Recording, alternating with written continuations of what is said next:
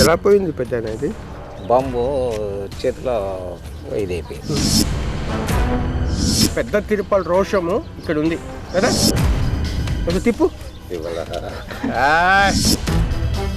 ఇప్పుడు కెమెరా పట్టుడు. అనంతపురం జిల్లాలో ఒకప్పుడు ఫ్యాక్షన్ జిల్లా, ఇప్పుడు ఫ్యాక్షన్ తగ్గింది. అయితే ఫ్యాక్షన్లో ఉండి క్షతగాత్రులైన వాళ్ళు బాధితులకు రాజకీయ పార్టీలు ఏం చేయట్లేదని ఒక ఆరోపణ, ఒక విమర్శ. మీరేమంటారు?